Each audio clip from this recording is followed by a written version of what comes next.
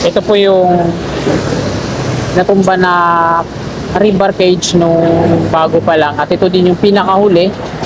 Ayan, nilagyan na nila ng platform. Tapos inaayos yung gilid-gilid. Lalagyan nila ng rebar para sa per head. Ito yung dulo. Examiner na po ito dito. Meron ng rebar para sa per head niya. Ayan. Examiner Street na po ito dito. At ayan, patungong Delta, patungong Quezon Avenue. So, nag-road widening na rin po dyan. PG Cross ang tumira doon sa road widening. Ayan. Balik ulit tayo dito. Patungo naman tayo ng EDSA. So, ito na yung progreso. Sinimulan ko to, walang naniniwala sa paligid ko. Happy Monday morning mga kababayan. Oktubre 27 na po ngayon. Araw po ng Lunes at yan. Alas 8 na po na ang umaga. So, habang patungo ulit ako ng Kapaginaldo sa aking work ay kunan po natin ang update dito sa MRT7 Elevated Turnback Guideway. Ayan. So, nandito na tayo sa Paramount EDSA. O, yun na, tinanggalan na ng mga lona, yung mga steel box girders dun sa kabila, yung gagamitin dito, patawid, mula dun sa kabila, patungo dito sa West Avenue, mga steel box girders yung gagamitin. So, nandito na tayo sa West Avenue. So, ayan yung double columns na yan. Tatlo yan dito. So, mga steel box girders yung gagamitin patungo dito. At ito naman yung viaduct na mga ASTO Type 4 concrete girders yung ginamit. At dahil maaga pa dito, kaka-deploy pa lang nila sa kanilang mga pwesto. Ito mga workers po dito.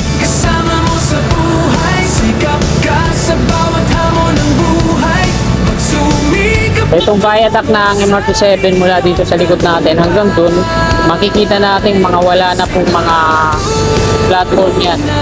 Wala na rin mga forma. Oh, kasikap kang tunay.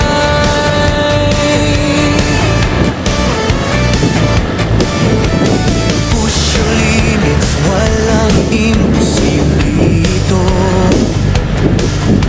Pati dito, yung mga extension kabilaan na ginawa nila platform, dismantle na rin. Tapos dito, yung may makikita tayo mga lona pagkabilaan. Ayan po yung mga na-pouring nila. Kasama sa bawat habang kapit lang kahit matapag man. Ayan yung mga palatandaan na may nag-pouring sila sa part na to. Pag mayroon ng mga lona magkabilaan. Kasi protection yan na hindi tumulong patungo dito sa baba at dumihan yung mga sakyan na dumadaan. Sa last update po natin, dalawang span yung nadagdag mula dito sa may Valera Street patungo dun sa unahan. At mayroon na lang siyang 8 span na lalalabi ang hindi pa na-installa ng mga concrete girders. So ngayon, silipin natin kung ilan na lang at kung nadagdagan ba. Valera Street po ito dito. 1, 2. So hindi siya nadagdagan mga kasikap.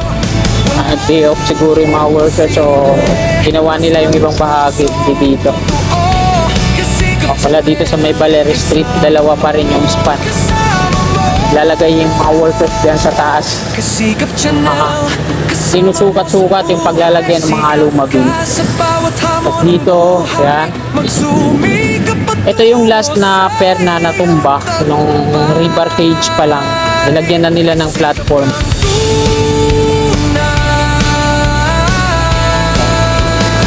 Ito po yung natumba na rebar cage nung bago pa lang. At ito din yung pinakahuli. Ayan, nilagyan na nila ng platform. Tapos, inaayos yung gilid-gilid. Lalagyan nila ng rebar para sa per head. Tapos yung nandun naman sa dulo, kasi dalawa na lang naman to dito. Ayan, meron ng rebar para sa per head niya mga kababayan. So, kompleto na, no? Ayan, no? Ito yung dulo. Examiner na po ito dito. Meron ng rebar para sa per head niya. Examiner Street na po ito dito. At ayan, patungong Delta, patungong Quezon Avenue. So, nag-road widening na rin po dyan. PG Cross ang tumira doon sa road widening patungong Quezon Avenue at Delta. So, may mga nagsasabi na tutuloy daw yan hanggang doon. trials. Kasi ka pang sagot sa lahat ng trials. Yan. Balik ulit tayo dito. Patungo naman tayo ng EDSA. So, ito na yung progreso. Kahit Wow. So, ganyan yung paglalagay nila ng mga platform. Yan yung mga workers. Install ng mga scaffolding. Bago po yan. Kasi yung luma na in-install nila, tinanggal. Bali, bilangin ulit natin kung ilang span na lang yung hindi pa na-install ng mga Astro Type 4 concrete girders. 1, 2, 3, 4, 5, 6, 7. So, 7 na lang mga kababayan. Nagdagdag na pala sila ng isa. Kasi nung last update natin, no? So, 7 na lang. Oh, kasi ka Span na hindi pa na-install ng mga Astro Type 4 hanggang dito na siya. So hindi siya lahat steel box. Yung mga steel box girders kasi ginagamit lang yan sa mga pang long span. Kagaya nandun sa EDSA. Itong mga Astro Type 4 concrete girders, dito lang yan sa normally mga 65 meters lang yung ano niya, length, yung haba. Sikap Chanel kasama sa bawat habang kapit lang. O talagang puspusan na yung ginagawa nilang construction dito. So sana maingat lang sila, no?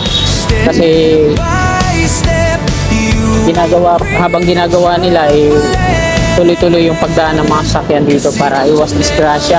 Kagaya sa ibang mga construction site na nagkakaroon ng problema, may mga debris na nalalaglag, pagkukulang ng mga safety officer. Yan. Sana maging maingat sila, lalo mahirap na.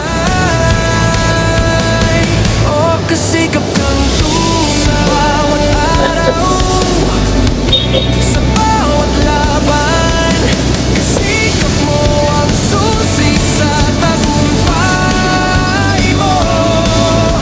Walang imposible, basta't pusong totoo.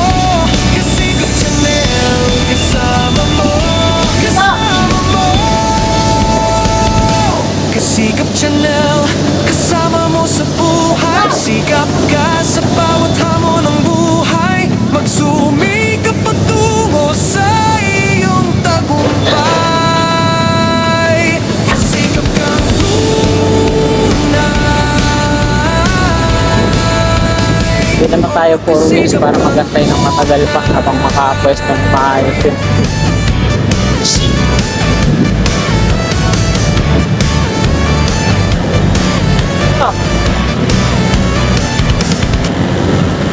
Shoutout po sa lahat ng mga kasikap natin, Mapaluzon, Visayas, Mindanao. Yan. Ang gamit ko pong pang-vlog dito, ito lang yung lumang-luma ako ng cellphone. Wala pa tayong pambili ng bago. Ito, nandito po sa ano natin. Ito po yung Realme 7i. Yan. Ito yung ginagamit kong pang-vlog. Ang kagandahan na ito kasi 64 megapixel yung camera niya sa likod. Tapos yung RAM at ano niya, ROM ay 8128 tapos 5000 mAh. Naka-stabilizer na rin siya kahit di siya gamitan ng gimbal, stable yung kuha niya. Lalo na pag mga ganito, nagmumotor tayo. Sa mga willing po na at gustong bumili, ayan, nasa ano po natin, screen po natin. Kaya nandito na tayo sa EDSA. Kasikap Chanel, kasama mo sa buhay. Sikap ka sa bawat hamon ng buhay. Magsumikap patungo. Ayan, dito po gagamitin yung mga steel box dito. Nakatawid ito. Tinanggalan na ng lona. So, hindi pa naman totally na-assemble. Pero patungo na yan doon. Yung nakalagay doon sa kabakan ay atad. Ito yung gumagawa dyan sa MR7 na stasyon. Atad, no? Mga Steel Corporation. Every effort counts. Just Dito naman sa tawid, mga concrete girders, KICC. how hawak kamay. At ayan mga kasikap, nandito na tayo sa Unified Grand Central Common Station. So wala pa ring update dito kung kailan tatapusin ito, no? LRMC na po ang gagawa dito. Dito na lang itong video na to. Marami po salamat. God bless. Wala